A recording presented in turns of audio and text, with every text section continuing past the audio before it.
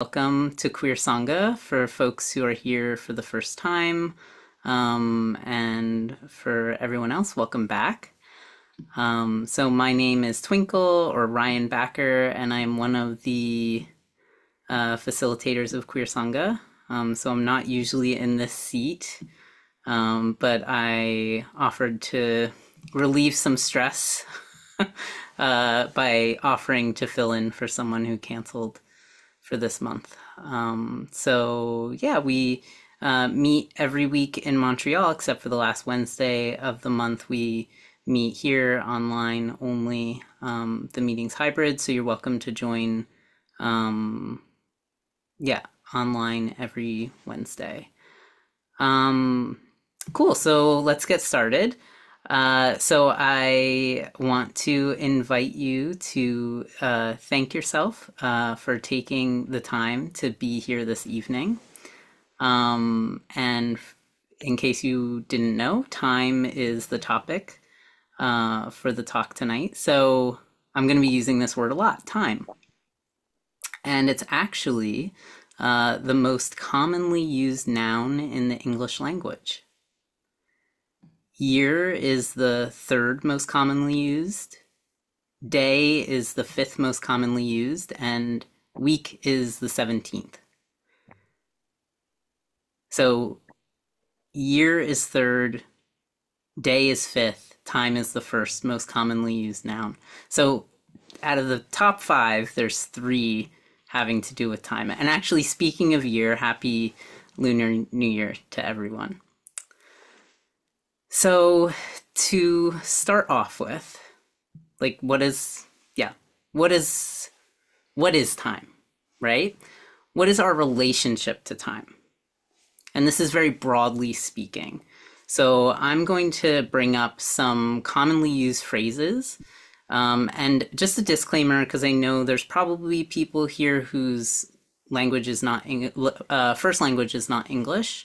So I just want to invite folks, if it feels a little bit overwhelming to hear all these phrases, I got a lot of them by literally just Googling phrases with time.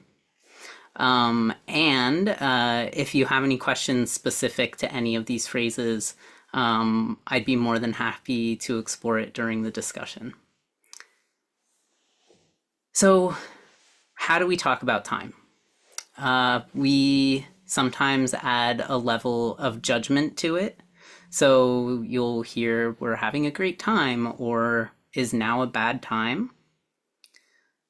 We can claim it for ourselves. So in our own time, it is my time, bide your time, take your time. We also can make it actionable. So kill time, turn back time, time flies, save time, waste time. Or we can position ourselves to it. So from time to time, ahead of time, out of time, in time, on time, in no time. Okay. What does this all have to do with the Dharma? I know you're asking that. So we can get into it. What I want to explore today with you all for this next hour is this idea that time is not some outside force that we are all being hurled through. In reality, it is my opinion that our minds actually come together to co-create and experience time. So together we have created this relationship with time where we talk about it more than any other noun. We talk about time. And because we've together created this idea of time, we can also change and dismantle these structures. So this isn't just my wacky idea, I promise. This is actually something that's been explored by humans for a very long time. In the 1200s, Someone named Zenji. Dojin Zenji was a Japanese Zen monk, writer, poet, philosopher, and founder of the Soto school of Zen. And he wrote a quote that I'm going to put into the chat so you can read along if you want. He said, "Don't believe time flies. Don't see a flowing away as being the definition of time. If time were just a flowing away, there would be no place for the present because it would fall through the gaps. You fail to experience being time if you believe it is something that goes past you. The point is that the entirety of each thing in the entire world is linked with everything else in and as moments in and of time. All moments are being time. They are my being time." So, if this doesn't make complete sense to you, that is okay. It's a translation. But the most important idea here is, in Japanese, what's called uji, being time. And this can also be translated as time being, which is another common phrase that we use in English. So, for the time being, which means for the present, until some other arrangement is made. So another Dojin quote, which might help better explain this idea of time being, and I'll also put this one into the chat, is, "Open your eyes and let's see time from a different angle. When you see your life from the broad view of time, you see that your life is not something separate from time. Your life is time." So for those of you who know my obsession with aging, this quote is really fascinating. So in this research, I also found a tricycle article from 1996 written by Steve Hagen. And I have the link to the article, so I can, if you want to dive deeper into this topic, I highly recommend reading it. And he says that all there is here and now. And he goes into explaining that our experience is always in the present moment. Even when we remember the past or dream of the future, we are still doing that in the right now. We can't exist anytime else except for, and this is his quote, "the timeless moment of infinitely short duration that we call now." End quote. Yet the dimensions of space and time are all around us. So how can this be? You know, we experience time. I experience time every day. I'm sometimes obsessed by it. So he goes on to explain, it is only in our mental construction of the universe, our conception of it, that we encounter something vast and enduring. So here he's also talking about space. He's talking about space and time. It is essentially our consciousness that creates this version of reality. But the true nature of the universe doesn't have a size or a duration. So if you want to learn more, you can read this article. I highly recommend it, and I hope the link works. My dad gifted me a tricycle subscription, and now I am hopefully able to gift you a article access. And if it doesn't work, I'll find the link during the discussion, a working link. Yes, success. Okay.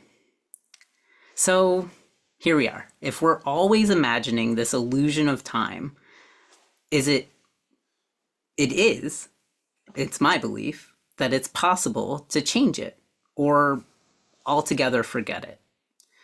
So, a really tangible example of this that really helps me understand this idea is that when we dream, sometimes we think of time differently. So, for instance, I'll just speak for myself. I checked with Coral. This also happens with them. So, hopefully, it happens with some of you too, and you know what I'm talking about.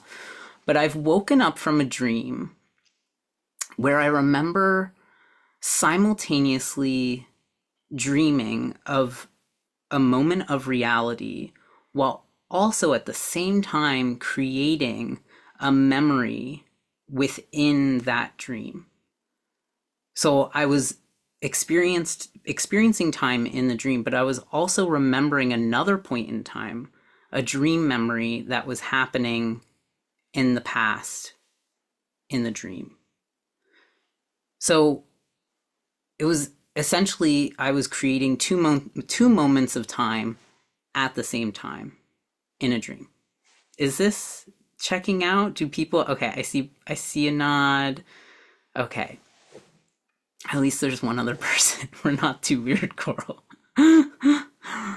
um yeah, so this is what I call the dream memory. I didn't do much research into this. This is my example, but I'm sure I hope like with the wild lucid dreamers that there's probably awesome. Good. I'm glad I'm getting some affirmations. Um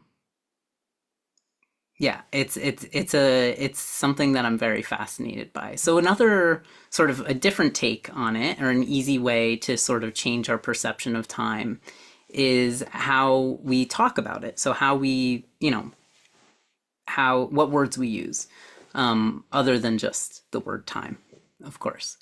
So for instance, I grew up loving the musical Rent.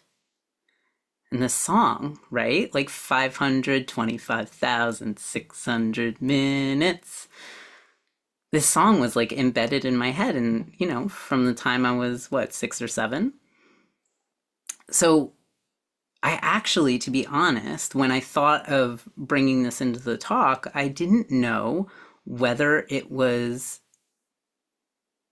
the average lifetime. I think in the back of my head I thought it was like the time of an average lifetime, but no, it's actually a year. How do you measure a year? Which makes more sense. But I think because the measurement is in minutes, and 525,600 minutes seems like so many minutes, right? I honestly, I didn't know. So here's me obsessed by time, but I don't even know how many minutes are in a year or a lifetime. So it's this like really kind of, 525,600 minutes feels way, way, way, way, way different than 1 year or 52 weeks or 365 and a quarter days. It kind of gives us, it can give you a different feeling, that is also helpful for when we're trying to sort of explore time in this new way. So another important factor in all this is that the causes and conditions of our life also influence our understanding of time. So for people who are incarcerated, another common phrase, doing time. They have very little freedom when it comes to time and space. Their universe is fixed in a way that is completely different from those who are more privileged.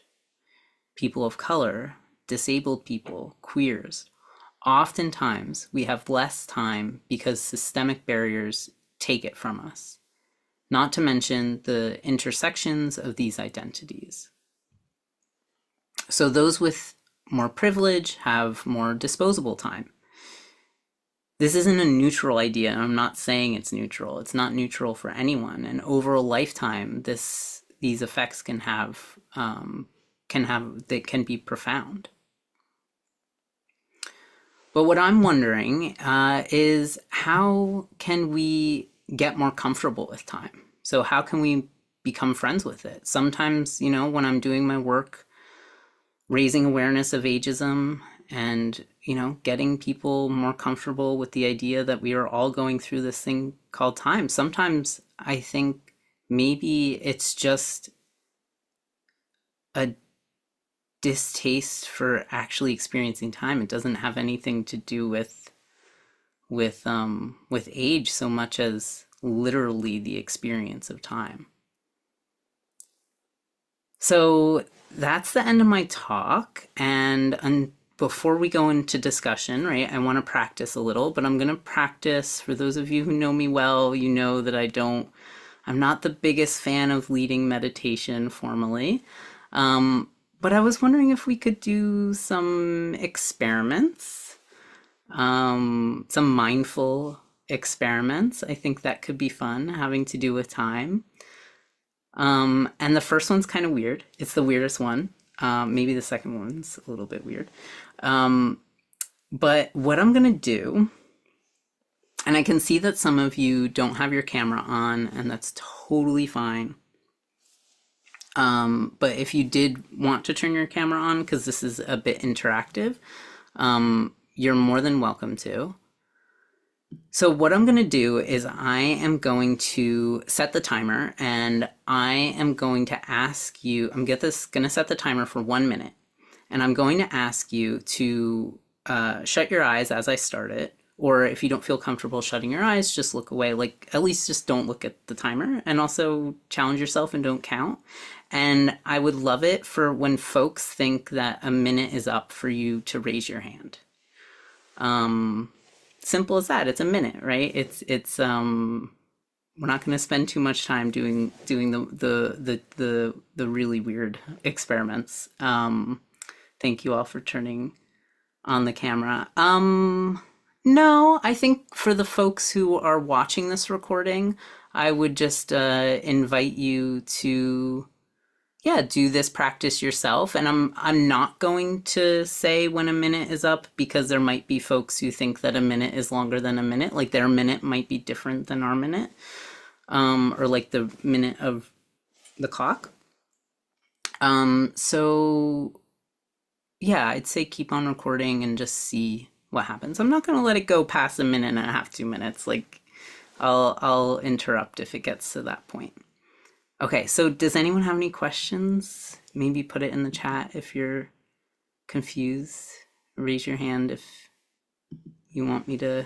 Okay, so I'm gonna start the minute, and again, just invite you to shut your eyes or cast your gaze down, and when you think the minute is up, you can raise your hand, and I'll just keep track and we'll see what comes out of it. It's, like I said, an experiment.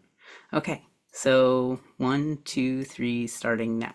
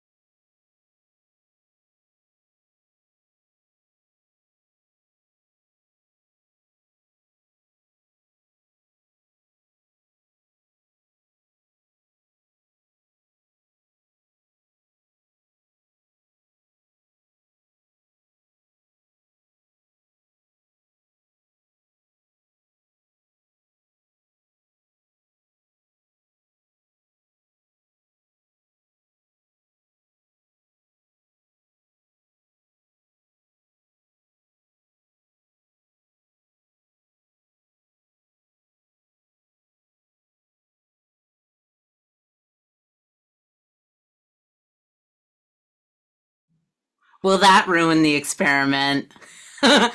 Okay, we had. I as it was going off, I realized. So I was a bit distracted, but we had two people who thought that a minute was 20 seconds less. Sorry, one person 20 seconds less, one person 15 seconds less. And then everyone else except for, I don't know, I saw some people right at the moment, but I don't know if it was a reaction to the noise. But for the most part, everyone else kept their hand down. So maybe we think, or most of us think, that a minute is longer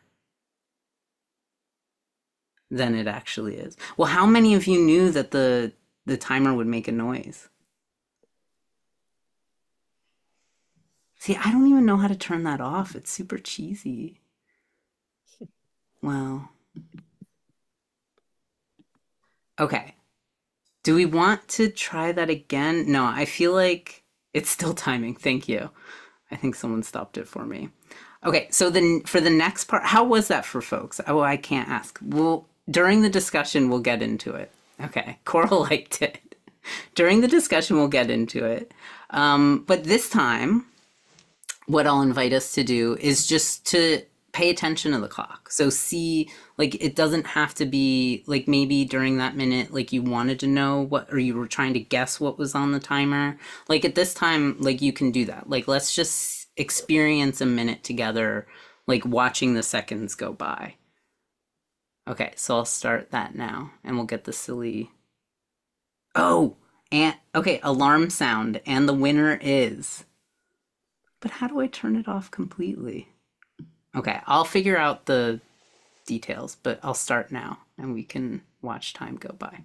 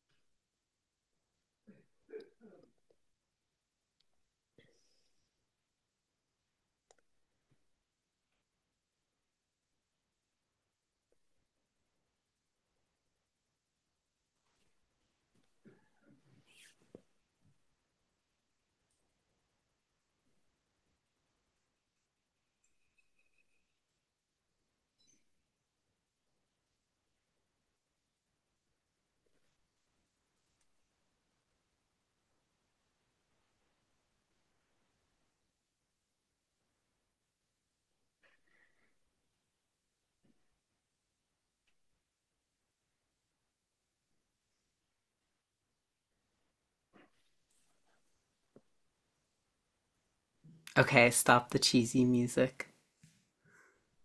Stopped it before the cheesy music. Awesome. Well, now I know how the timer works and to turn the alarm sound off. Glad I figured that out after the experiment. Um, so I'm imagining that was probably different, like being able to see time versus not, being with time versus being outside of time. Um, the timer seemed to jump ahead sometimes. Interesting. Very interesting. Yeah. Um, yeah, so we're going to get into it during the discussion. But before that, I just want to do two more 5 minute little meditations. So the first one, hold on, I've lost my script. So the first one is going to be practicing in the present moment. So again, this quote of the timeless moment of infinitely short duration that we call now. So when is now? Is it now? Is it now? Is it like I was talking about this with Coral? Is it the N, like when I say the N or the W, like when is now, right? Another helpful quote in the Mountains and Water Sutra, Shohaku Okumura says, this present moment is really nothing, but this nothing is the only reality and includes all time. I'll put that in the chat as well. Yeah, so 5 minutes on the present moment. Yes, the second was less than. Was the second one less than 1 minute? No, well, I stopped it at 59 seconds because I didn't want the alarm to go off. So, yes, it was. It was 59 seconds. Um, Great. So there is the quote. I will put the timer on for 5 minutes and I will ring the bell.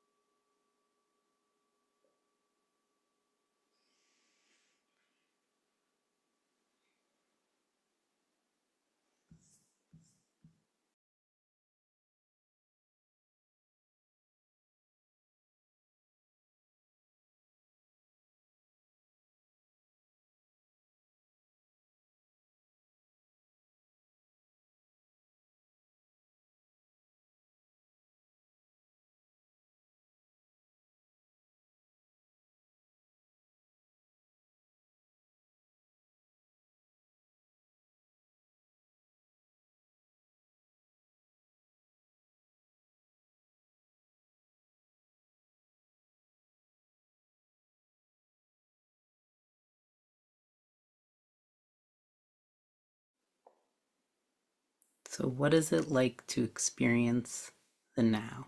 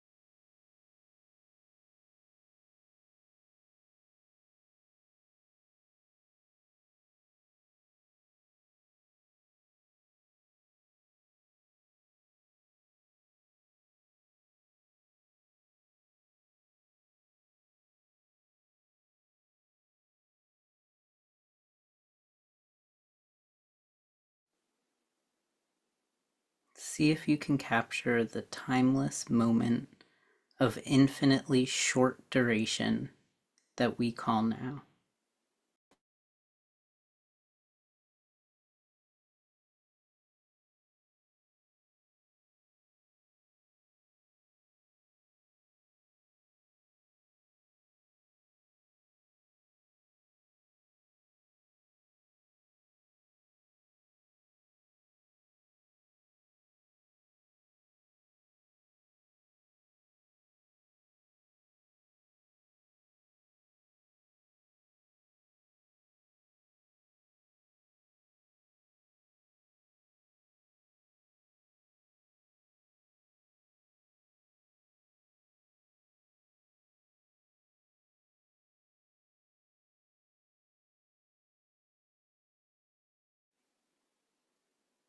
What does now feel like?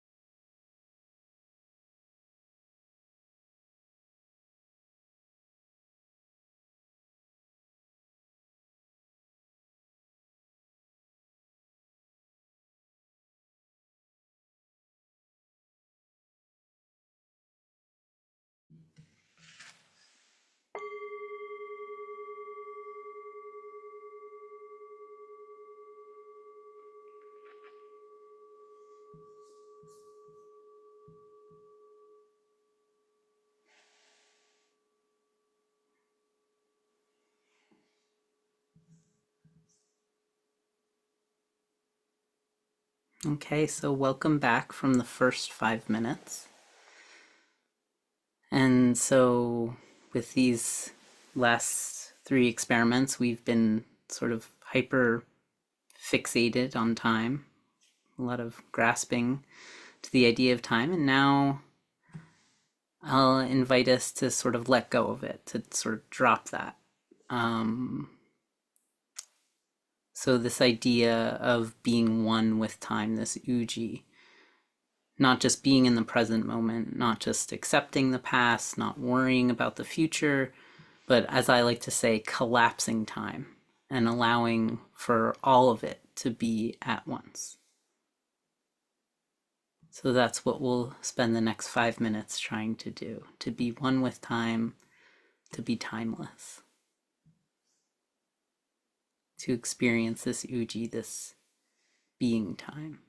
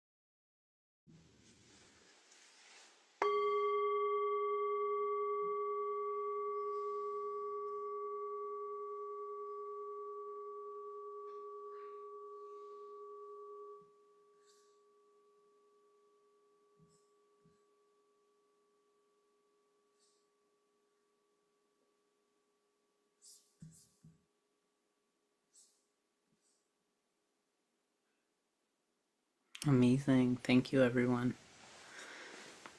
So, just to end,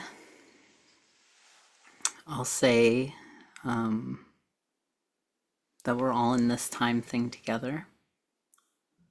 That time is change, and time causes the change.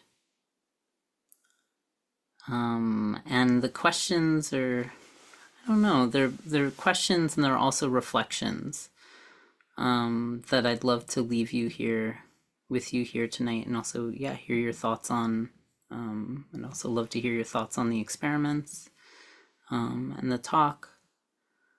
The questions that I have are we using time? Are we letting it use us? Or can we collaborate with time? So I know for myself, and I think for a lot of people, we have a lot of suffering attached to time. But is it possible to find liberation in the impermanence of now? Is it possible to exist in time collectively together? And how, where, and when do we do this? So I'll put those questions in the chat, and I am done talking. I want to hear from all of you.